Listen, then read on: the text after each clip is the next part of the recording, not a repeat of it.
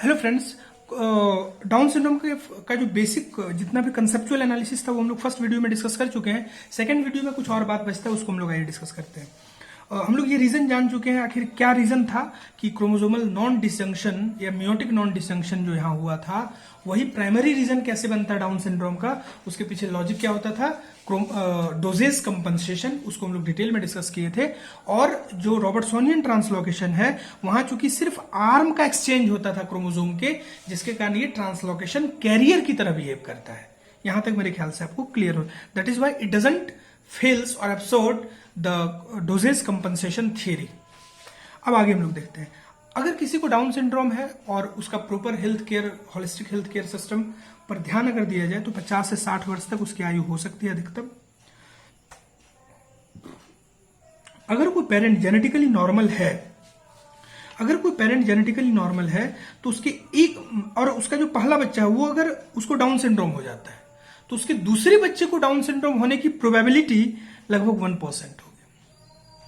ये आप ध्यान रखिएगा। मैथमेटिकल कैलकुलेशन है, इसके लिए और डिटेल एनालिसिस करना होगा, उतना टाइम हम लोग नहीं लगाएंगे इसमें। जो इंपॉर्टेंट बात हम लोग डिस्कस कर चुके हैं।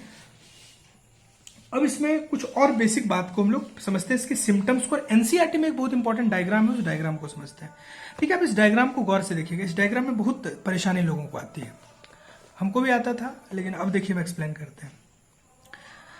ये जो पूरा चार्ट है, इसमें ये क्रोमोसोम का नंबर मार्क किया हुआ, क्रोमोसोम 1 2 3 4 5 6 7 8 इस तरह से लिखा हुआ है, और ये 22 तक मार्क है। तो हम लोग के लिए काम का क्या है, हम लोग के लिए काम का है 21st क्रोमोसोम, जहां मार्क कर दिए। गौर से देखिए 21st क्रोमोसोम। क्यों? क्योंकि 21st क्रोमोसोम जो मेरा है वो हमारे काम का है, क्योंकि ट्राइजोमी यहीं से एसोसिएटेड है, और इसी से एसोसिएटेड ट्राइजोमी अपन लोग को कहां दिखता है, डाउन सिंड्रोम में। कहां पर दिखता है, डाउन सिंड्रोम में। ओके, तो this is all about the genetic aspect of down syndrome. अब एनसीईआरटी में एक डायग्राम दिया है, डायग्राम बहुत इंपॉर्टेंट है। डाउन सिंड्रोम के डायग्राम को हम एक बार डिस्कस करते हैं। देखिए, एक एसोसिएटेड समस्या यहाँ जो होगी वो कॉन्जेनिटल हार्ट डिजीजेस। टंग जो होगा वो बिग होगा, रिंकल्ड होगा, थोड़ा सा घुमा हुआ होगा, और जो आपका फेस है वो थोड़ा फ्लैट होगा, माथा बिल्कुल गोल होगा। उसके बाद ये जो बैक ऑफ हेड होता है, जो पिछला भाग माथा का होता है, वो पूरी तरह से चपटा टाइप का होता है। उसके बाद many loops on finger tips, मतलब कैसे कहें, मैंने आप समझिए ना कि काफी लूपिंग होगा एक तरह से, कैसे कहें, झूला हुआ टाइप का। जो फिंगर का जो बीच का जो पार्ट हम लोग का होता है मसल सा, वो थोड़ा मैंने झुका हुआ टाइप आपको दिखेगा।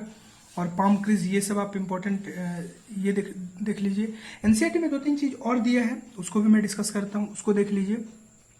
कि सबसे पहली बात तो हाइट छोटा होगा, कंडीशन आपको इन ये तो जो हम आपके साथ सिम्टम डिस्कस की वो याद रखिए क्या क्या, congenital heart diseases, big and wrinkle tongue, broad flat face, जो बैक साइड वाला माथा होगा वो थोड़ा चपटा होगा। उसके बाद आपको याद क्या रखना है, याद रखना है हाइट क्या होगी, छोटी होगी इसकी, जिसका हाइट छोटा होगा। टंग थोड़ा सा फरोड होगा। उसके बाद माउथ, चूंकि रिंकल्ड भी टंग होता है तो माउथ खुला रहेगा, ये ध्यान रखना है। पाम थोड़ा सा चौड़ा होता है। उसके बाद physical, psychomotor and mental development retarded. अच्छा, यहां एक लॉजिकल बात हम और डिस्कस आपसे करना चाहेंगे कि इसका जो आईक्यू लेवल होता है, इनका जो आईक्यू होता है वो करीबन 50 के करीब होता है। और ये जो आईक्यू का वैल्यू है, ये 8 से 9 साल तक के किसी बच्चे के लिए एक आईक्यू का वैल्यू होता है। तो एवरेज आईक्यू यहाँ जो होता है वो लगभग 50 होता है, और ये किससे, इतना जो आईक्यू है ये 8 से 9 साल के बच्चे के लिए होता है। इससे आप अंदाजा ये लगा सकते हैं कि मेंटली कितना ज्यादा रिटार्डेड होता है, मेंटल रिटार्डेशन बहुत ज्यादा होता है। अच्छा, इनके विषय में कहा जाता है they are fond of music, ये संगीत के शौकीन होते हैं। They are fond of music, ये संगीत के शौकीन होते हैं। इस पर आप लोग को ध्यान रखना है। और बस this is all about down syndrome. मेरे ख्याल से डाउन सिंड्रोम के विषय में लगभग सारा डिस्कशन देख चुके होंगे। तो प्रिसाइज में अगर एनसीईआरटी पॉइंट ऑफ व्यू से देखें, 4-5 बातें याद रखिए। एक तो ये ट्राइजोमी किससे एसोसिएटेड है, 21st क्रोमोसोम से। किससे एसोसिएटेड है, ट्राइजोमी ड्यू टू फर्स्ट। इसका मेन रीजन क्या है, मियोटिक नॉन डिसजंक्शन।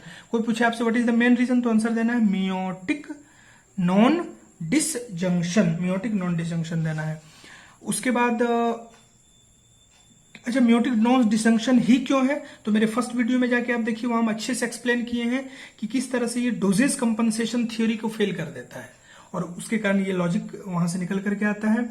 अमूमन मैक्सिमम चांस होती है जब ज़्यादा 40 ईयर्स से ज़्यादा प्रेग्नेंट जब फीमेल होगी, जब बच्चा को बर्थ देगी, तो वहाँ डाउन सिंड्रोम होने की संभावना बहुत ज़्यादा बढ़ जाती है। इसको मंगोलियन डिसऑर्डर भी बोलते हैं। उसके बाद बस 21 क्रोमोसोम से एसोसिएटेड ट्राइजोमी है, तो इस ट्राइजोमी में 3 क्रोमोसोम में जो 2 पार्ट है वो अमूमन फीमेल से आती है, ये जो 2 है वो मदर से आती है, और एक किससे आता है, मेल से, दैट इज फादर से आता है। This is all about down syndrome. आप अच्छे से इस वीडियो को पार्ट 1 पार्ट 2 दोनों को देखिए, बहुत इंपॉर्टेंट वीडियो है।